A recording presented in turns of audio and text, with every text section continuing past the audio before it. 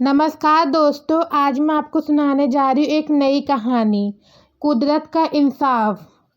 Kitchen में आग जल रही थी और अंदर से आवाज़ आ रही थी, बचाओ बचाओ। मगर सब ये आवाज़ सुनकर भी उस घर का हर सदस्य बहरा बना हुआ था। अभी कुछ ही महीने तो हुए थे रिया और अमित की शादी को, मगर इस कलमुहे दहेज ने रिश्ते की नींव हिलाकर रख दी। सास ससुर ननद और यहाँ तक कि उसका अपना पति भी उसे दहेज के ताने मारता था, मगर रिया हर ताने को जहर के घूंट की तरह पी जाती। ससुराल वालों के जुल्म अपनी हर इंतहा पार कर रहे थे। कभी कभी तो रिया सोचती कि ऐसी जिंदगी से तो अच्छा है मौत को गले लगा लिया जाए। फिर उसे अपने माता पिता का ख्याल आता है कि उन पर क्या बीतेगी। बस यही चीज़ उसे कोई भी गलत कदम उठाने से रोक लेती थी। इसी तरह एक एक कर सभी दिन बीतते जा रहे थे। उसके ससुराल वाले ना जाने कहाँ कभी उसके बनाए खाने में कमी निकालते, कभी उससे इतना काम करवाते कि वो ठीक से आराम भी ना कर पाती। ना जाने उसे कब इस अत्याचार से मुक्ति मिलती और उसके साथ हो रहे अन्याय के लिए उसे इंसाफ मिलता। लेकिन अमित और उसके माता पिता शायद इस रोज रोज के खेल से तंग आ चुके थे और चाहते थे कि ये सब एकदम से ख़त्म कर दिया जाए। ये सब ख़त्म करने के लिए उन्होंने रिया को ही ख़त्म करने का फैसला किया गया और अमित के साथ उसके माता पिता ने मिलकर ये प्लान बनाया कि रात को किचन में गैस खुली छोड़ दी जाएगी। रिया हर रोज़ सभी काम निपटा कर किचन में पानी पीने जाती थी, तो उनके प्लान के अनुसार रोज़ की तरह रिया रात को किचन में ज़रूर जाती और उसके बाद जैसे ही वो बल्ब का स्विच ऑन करती, इसके साथ ही सब हमेशा के लिए ख़त्म हो जाता। रात हो चुकी थी, सभी सोने के लिए लेट चुके थे। रिया अभी भी अपने काम में जुटी हुई थी। हालांकि उसके पति ने उसकी कभी कदर नहीं की, लेकिन वो पत्नी होने का हर फर्ज पूरी ईमानदारी से निभाती थी।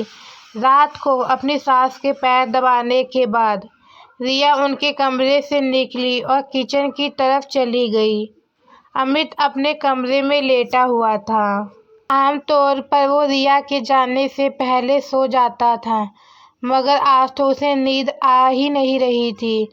शायद वो खुश था कि उसके रचे चक्रव्यूह से आज उसे रिया से हमेशा हमेशा के लिए छुट्टी मिल जाएगी।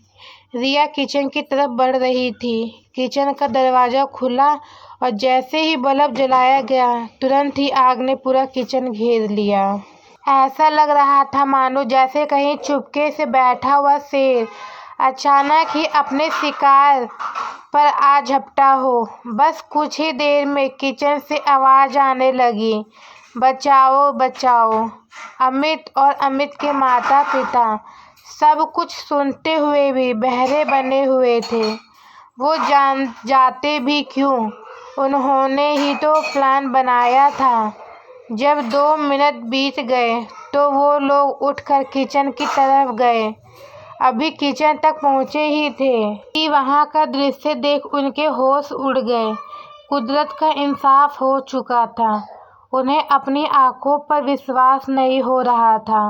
उन्होंने देखा उनकी बहू सामने खड़ी थी। तभी एक आवाज़ आई, मुझे बचा लो भाभी, मैं मरना नहीं चाहती। ये आवाज़ थी अमित की बहन शीतल की। कुदरत भी क्या चीज़ है नहीं। अक्सर बड़े बुजुर्गों से सुनते आए हैं कि जो दूसरे के लिए गड्ढा खोदता है वो खुद ही उस गड्ढे में गिरता है। लेकिन यह गड्ढा खोदने वाला ही नहीं, उसके अपने भी उसी गड्ढे में गिर चुके थे। हुआ ये था कि जब रिया अपनी सास के पैर दबाकर कमरे से बाहर निकली तो उसे चक्कर आ गए और वो कमरे के बाहर ही ज़मीन पर बैठ गई। इतनी ही देर में शीतल किचन में पहुंच गई और ये सब हो गया। शायद ये रिया की नेक नीयत का ही नतीजा था। जो वो बच गई। इतनी ही देर में शीतल किचन में पहुंच गई और ये सब हो गया। ये किचन से जली हुई हालत में बाहर ले आई।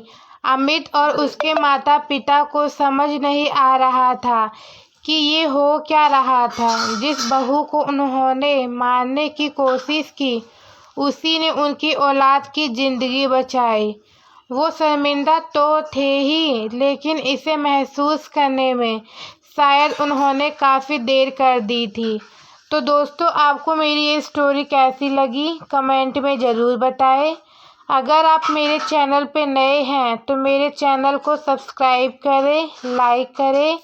आगे आपको ऐसी और स्टोरी सुनने को मिलती रहेगी। धन्यवाद।